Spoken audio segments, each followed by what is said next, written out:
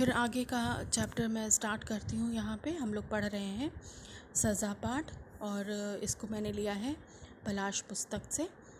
तो इस पाठ को मैंने इसका फर्स्ट पार्ट आपको एक्सप्लेन कर दिया है। अब सेकंड पार्ट मैं एक्सप्लेन कर रही हूँ, और इसको लिखा है, लेखिका है इसकी कंदोनिका कपाड़िया। तो आगे का दृश्य मैं आपको एक्सप्लेन करती हूँ। मैंने एक चिट्ठी लिखकर पास वाले लड़के के पास खिसका दी। मुझे सवाल नहीं आता, अपनी नकल कर लेने दो। तो बच्चों, आप सब ऐसा करते हो ना एग्ज़ाम के टाइम में, लेकिन ये बहुत ही गलत बात है। हमको जो समय मिलता है, उस समय का अगर हम सही सदुपयोग करें तो इस तरह के गलत काम करने का हमको कोई इस तरह के गलत काम करने का हमें कदम ही नहीं उठाना पड़ेगा। तो समय का सदुपयोग करना सबसे पहले आप सीखें। तो ये पाठ हमको ये भी सिखाता है कि हमको अपने समय का सही सदुपयोग करना चाहिए। खैर, इसके पहले लेखक ये बताते हैं कि उनको मैथ का टेस्ट हो रहा है उनका, और उनको कोई भी सवाल नहीं आ रहे हैं। तो धीरे से ये एक छोटे से चिट पे लिख के अपने फ्रेंड को सरका देते हैं कि भैया मुझे कुछ भी नहीं आ रहा है, थोड़ी सी अपनी कॉपी आगे कर दो कि मैं उसमें से थोड़ा देख लूँ। वह बेचारा भला लड़का था। मास्टर जी की निगाह बचाकर उसने अपनी कॉपी इस तरह रख दी कि मैं सब कुछ देख सकूं। मैं तेज़ी से नकल करने लगा। इस काम में मैं इतना निमग्न था कि मुझे किसी दूसरे का ध्यान तक न रहा। अब कहते हैं ना, नकल के लिए भी अकल की ज़रूरत होती है। अब रहे होंगे ये छोटे बच्चे ही, इनको लगा कि फ्रेंड की कॉपी में से देख के नकल कर लूँगा। और कॉपी उनको मिल गई, सारे सवाल उसमें हल किए हुए थे सही। अब ये उसको उतारने में इतने मग्न हो गए कि उनकी नज़र ही नहीं पड़ी कि कौन मेरे बगल में आकर खड़ा हो गया। बिल्कुल मशगूल हो गए वो लिखने में। तभी अचानक मेरी गर्दन पर किसी का हाथ पड़ा। यह गणित वाले मास्टर जी का हाथ था, और अचानक उनकी गर्दन पर उनके मास्टर का हाथ पड़ा।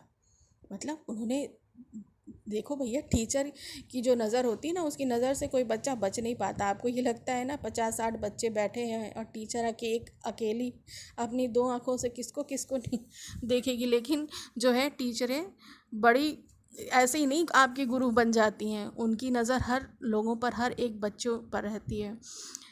तो अचानक से उसके टीचर आके खड़े हो गए। उन्होंने धीरे से हाथ रखा उनकी गर्दन पर। क्या कर रहे हो? उन्होंने तेज स्वर में पूछा। गुस्सा के टीचर ने पूछा, ये क्या कर रहे हो? उसके बाद मैं कांपने लगा। उन्होंने पास वाले लड़के की तरफ देखा, उसकी कॉपी ली और मेरी भी, दोनों का मिलान किया। यह सब इतनी फुर्ती से, इतनी खामोशी से किया गया कि कक्षा के दूसरे लड़कों का ध्यान भी नहीं गया। मैं शर्म और तिरस्कार से जैसे ज़मीन में गड़ गया। अब टीचर बेटा बहुत ही ज़्यादा समझदार और ज्ञानवान होते, उनको पता होता है कि किस तरह से अपने बच्चों को उनको समझाना है, उनको किस तरह से कब प्यार करना है, कब दुलार करना है, कब डांटना है। तो बहुत ही ध्यान से उनके मास्टर ने दोनों बच्चों की कॉपियाँ ली और मिलाई, और वो समझ गए कि यहाँ पे नकल हो रहा है। और उसके बाद धीरे से उसको बाहर ले जाते हैं। और ये सब इतने अचानक से, इतने खामोशी से हुआ कि ये लेखक बिल्कुल कुछ समझ नहीं पाए कि क्या हो गया। और बिल्कुल शर्म से वो जैसे ज़मीन पे गड़े जा रहे हों, बिल्कुल जैसे लग रहा हो बिल्कुल कि पता नहीं क्या हो गया, और सारे बच्चे मुझे देख रहे होंगे, सबको पता चल जाएगा कि मैंने नकल की है। और ये तमाम तरह की बातें उनके मन में आने लगी होंगी। बाहर चलो, उन्होंने मेरे कान में धीमी पर कड़क आवाज़ में कहा, और धीरे से मास्टर ने उनको बाहर आने के लिए कहा। डर के मारे कांपता हुआ मैं उठा और उनके पीछे पीछे बाहर चला आया। कक्षा से बाहर मुझे कोई देख ना ले, इस तरह वे मुझे ले गए और एक ज़ोरदार तमाचा लगाते हुए बोले, चोरी करते हो? तो ठीक है, तो ले जाते हैं उनको और तमाचा मारते हैं और कहते हैं, चोरी करते हो? रोते रोते मैंने कहा, मुझसे भूल हो गई, आगे से ऐसा कभी नहीं करूँगा। और फिर वो अपनी गलती तुरंत मान लेते हैं, क्योंकि उनके पास कोई दूसरा रास्ता ही नहीं बचता कि वो झूठ बोले, क्योंकि बिल्कुल रंगे हाथों वो पकड़े गए थे चोरी करते हुए, नकल करते हुए। और तुरंत उन्होंने सर से बोल दिया कि मुझसे गलती होगी, क्योंकि कभी उन्होंने इस तरह का काम नहीं किया था, कभी इस तरह से चीटिंग नहीं की थी, फर्स्ट टाइम ऐसा हुआ कि वो इस तरह का काम करें, क्योंकि उनको उनके पिता की तरफ से आश्वासन जो मिल चुका था कि कोई तंग करे मुझे तो बताना मुझे। उसके बाद क्या होता है, उन्होंने मुझे अंदर भेज दिया। मैं समझ गया कि दूसरे लड़कों के सामने वे मुझे बेइज्जत करना नहीं चाहते थे। मन ही मन मैंने कृतज्ञता अनुभव की।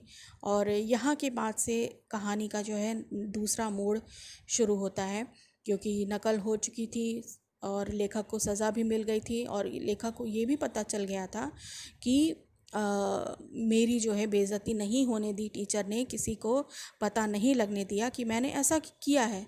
तो जब चोरी करके भी किसी व्यक्ति को ये लगे कि भाई वो साफ़ सुथरा है, उसने लोगों की नज़र में बिल्कुल बचा हुआ है, तो उसका हौसला और बुलंद हो जाता है।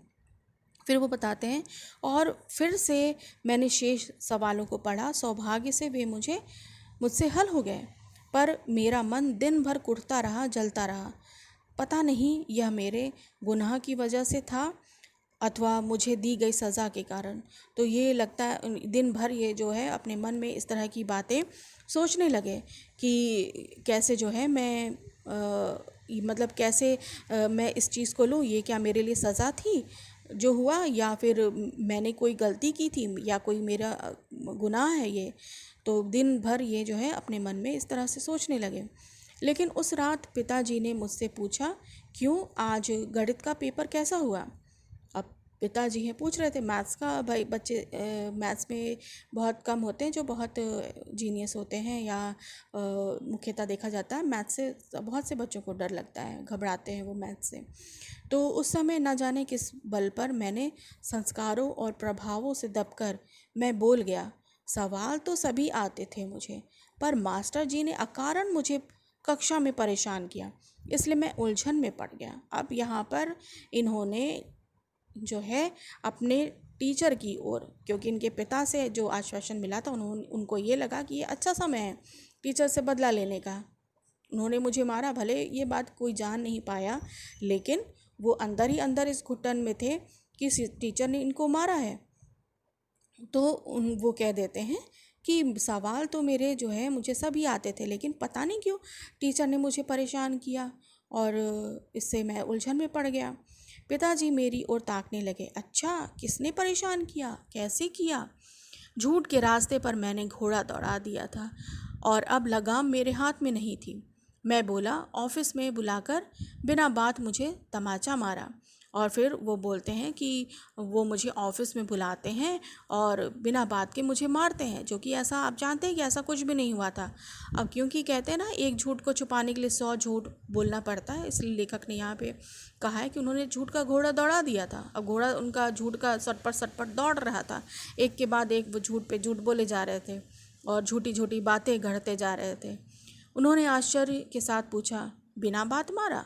फिर एक बार फिर आश्चर्य से वो पूछते हैं कि टीचर है, हो सकता है बच्चे ने गलती की हो, क्योंकि कोई भी टीचर बिना बात के तो किसी को मारेगी नहीं, तो इसलिए फिर से दोबारा पूछते हैं।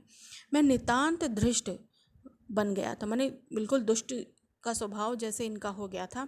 हाँ बिल्कुल, वे बेबात बोले, मेरे पिता बोले, तेरे पिता ने भवन निर्माण के लिए दान दिया तो बहुत बड़ा उपकार नहीं किया? अब देखिए कितनी बड़ी झूठ बात। तो जबकि ऐसा कुछ भी नहीं हुआ था। तो इस तरह से वो बताते हैं कि आपको लेके बोल रहे थे कि तुम्हारे पिता पैसा देते हैं तो क्या बहुत बड़ा एहसान कर दिया उन्होंने हमारे ऊपर। पिताजी का चेहरा तमतमा उठा, क्योंकि वो अच्छी तरह जानते थे कि किस तरह की बात मैं बोलूं तो पिताजी बड़े गुस्से में आ जाएंगे। तो उन्होंने उनकी नस पे चोट की, नसें खिंच गई, आंखें छोटी भी हो गईं। बोले, अच्छा ऐसा कहा उसने? कुछ देर तक वे सोचते रहे, फिर बोले, ठीक है जा सो जा। उसके बाद जो है उन्होंने बोला कि ठीक है जाके सो जा। मेरे मुंह से मिथ्या शब्द अंगारे की तरह निकले थे और इनके मुंह से जो है वो सारी बातें जो है बिल्कुल आग की तरह मुंह से बाहर निकली। यदि मेरे पिताजी ने प्रतिष्ठा को कुछ कम और सत्य को कुछ अधिक स्थान दिया होता तो उन अंगारों से मैं झुलस जाता, पर उस प्रदूषण से अवश्य बच गया होता। अब यहाँ पर कहते हैं कि उनके मुंह से तो आग की तरह वो सारे झूठ निकले और अब यहाँ पे वो कहते हैं कि अगर उनके पिताजी ने अपने मान प्रतिष्ठा पर अगर कुछ कम ध्यान दिया होता और सत्य पर कुछ अधिक ध्यान दिया होता, सत्य को, तो वो जो है उस आग से, जो उन्होंने मिथ्या बोली, उससे तो वो बच गए होते। फिर आगे बताते हैं, उनके लिए व्यक्तिगत अपमान सबसे बड़ी बात थी। बाद में मेरी समझ में आया कि पापा की बहुत छोटी सी शुरुआत जब कोई व्यक्ति करता है, बाद में मेरी समझ में आया कि पाप की बहुत छोटी सी शुरुआत जब कोई व्यक्ति करता है तो उसके पीछे कितनी दूसरी शक्तियाँ जुड़ी होती हैं। अगले दिन जब मुझे पता चला कि गणित वाले मास्टर जी को नौकरी से निकाल दिया गया है तो मुझे बहुत खुशी हुई। ठीक हुआ, वे इसी योग्य थे। तो शुरू में तो उनको जब पता चलता है उनके टीचर को निकाल दिया गया क्योंकि उनके पिता का बड़ा मान था, प्रतिष्ठा थी उनके उस स्कूल में, विद्यालय में, तो इनको बड़ा आनंद होता है। इनको लगता है कि अच्छा हुआ, अच्छा ठीक किया, निकाल दिया, मुझे मारा था उन्होंने, ठीक किया उनके साथ। फिर आगे वो कहते हैं, इस घटना को घटे कई वर्ष बीत गए थे। मैं स्कूल से कॉलेज में चला गया। मैंने सुना कि उन मास्टर जी को बहुत कठिनाइयाँ झेलनी पड़ी थी। बाद में स्कूल का ट्रस्टी मंडल बदल गया। मेरे पिताजी का देहांत हो गया, तब उन्हें फिर से नौकरी में ले लिया गया था क्योंकि वे बड़े ही विद्वान अध्यापक थे। अब बाद में इस घटना को बीते हुए कई वर्ष हो गए और वो स्कूल से कॉलेज चले गए और उन्होंने सुना कि मास्टर जी को इसकी वजह से बहुत सारी कठिनाइयाँ झेलनी पड़ी और क्योंकि उनको विद्यालय से निकाल दिया गया था। लेकिन बाद में जो स्कूल की ट्रस्टी मंडल थे जो देखभाल किया करते थे विद्यालय का, पिताजी के देहांत के बाद फिर से उन मास्टर को नौकरी पर उन्होंने रख लिया था। फिर आगे कहते हैं, इस घटना को घटे कई वर्ष बीत गए थे। मैं स्कूल से कॉलेज में चला गया। मैंने सुना कि उन मास्टर जी को बहुत कठिनाइयाँ झेलनी पड़ी थी। बाद में स्कूल का ट्रस्टी मंडल बदल गया। मेरे पिताजी का देहांत हो गया, तब उन्हें फिर से नौकरी में ले लिया गया था क्योंकि वे बड़े ही विद्वान अध्यापक थे। जानबूझकर निर्दोष अध्यापक के साथ उन दिनों मैंने जो अन्याय किया था वह शायद मुझे याद न आता, पर अभी कुछ समय पहले ही मेरे एक मातहत व्यक्ति ने कंपनी डायरेक्टर के पास जाकर मेरी झूठी शिकायत कर दी। मेरे दिल में भयंकर क्षोभ हुआ। तब मुझे वे गणित वाले अध्यापक जी याद आए। अब यहाँ पर ये बताना चाहते हैं कि इंसान गलती जब करता है, कुछ गलत काम करता है, तो उसको उस समय तो बड़ा आनंद आता है, उस चीज़ का उसे एहसास नहीं होता है। लेकिन सेम घटना, सेम हालात में जब वो दोबारा पढ़ता है व्यक्ति, तब उसे पता चलता है कि इस बात का क्या महत्व है, इस चीज़ का क्या महत्व है जो उसने गलत काम किया। तो बिल्कुल वैसा ही इनके साथ भी हुआ। किसी कंपनी के व्यक्ति ने इनकी भी झूठी शिकायत की, तब उनको याद आया, वो गणित वाले अध्यापक जी की इनको याद आ गई। गांव के मैदानों के बीच कभी पाँव में जो कांटा चुभ गया था, उसके दंश को मिटा देने के लिए मैं यहाँ वापस लौटा था। तो स्टार्टिंग में जो शुरुआत यहाँ पे होती है, तो आज मतलब ये बताते हैं कि वो गांव आने का जो कारण था इनका यही था कि अपने टीचर से वो क्षमा मांगने के लिए आते हैं। उस उजली रेत और उमड़ते हुए समुद्र तट पर जहाँ से मैंने सफ़ेद पालदार नौकाओं को बहते देखा था, लेकिन आज मुझे वृक्षों की शाखाओं के बीच विचरते पवन में विषाद के स्वर सुनाई दिए।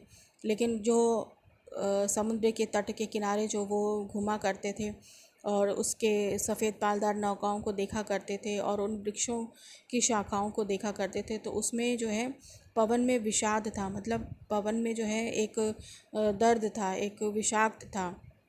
हरी बाड़ वाला वह छोटा सा मकान मैंने ढूंढ लिया। उसकी दीवारों पर काई जमी थी और छप्पर के खपरेल काले पड़ गए थे। तो उस समय जो इनके मास्टर का घर था तो उन्होंने ढूंढ लिया और उस घर में अब तो काई जम गई थी दीवारों पर और खपरेल जो थे वो काले पड़ गए थे समय की वजह से।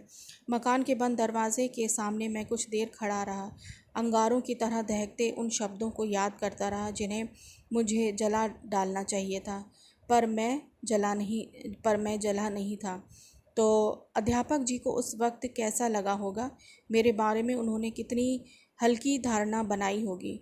मेरे पिताजी ने जब उन्हें स्कूल से निकलवा दिया था तब उन पर कितना गलत आरोप मढ़ा होगा। तो ये सारी बातें उनके मन में एक एक करके कौंधने लगती है कि क्या अनुभव किया होगा सर ने और बेवजह जो है उनको निकाल दिया होगा और क्या सोच रहे होंगे वो मेरे पिता के भी बारे में। तो ये सारी बातें उनके मन में आने लगती हैं।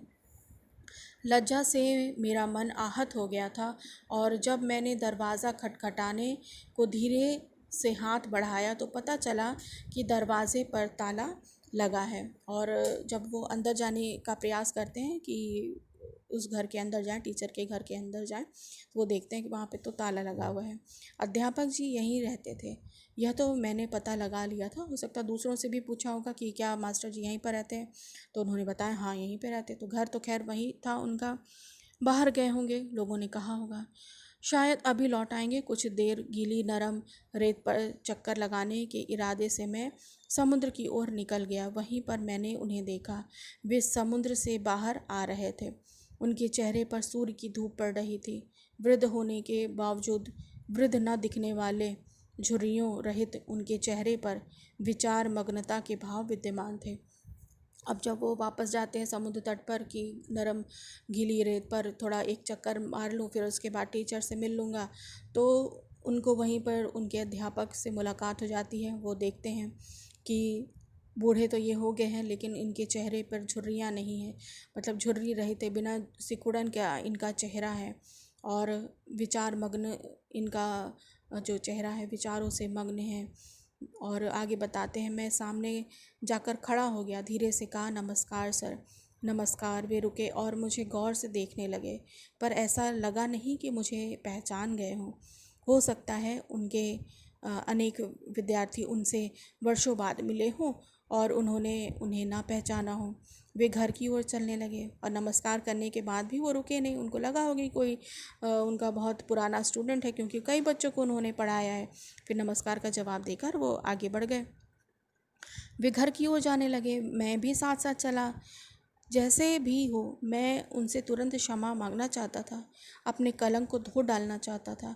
उनके घर की ताज़ा चमकदार हवा में धुएं की हल्की सी रेखा भी घुसने देना नहीं चाहता था। मतलब वो चाहते थे कि इसके पहले वो उनके साथ उनके साथ वो घर के अंदर जाएं और क्षमा मांग ले। वो सारी पुरानी यादें, जो वो धुआं था, वो कालिक प्रदूषण था झूठ का, वो जो है उस घर के अंदर प्रवेश ना करने पाए। उनको क्षमा मिल जाए अपने अध्यापक से। सर मुझे पहचाना, मैं विजय विजय वकील, आपने मुझे पढ़ाया था। तो अब यहाँ पर वो अपने टीचर को, अध्यापक को अपना परिचय देते हैं। तो बच्चों इसके लिए जो है मुझे एक और पार्ट बनाना पड़ेगा। तो यहाँ तक आपको हो सकता समझ में आ गया हो।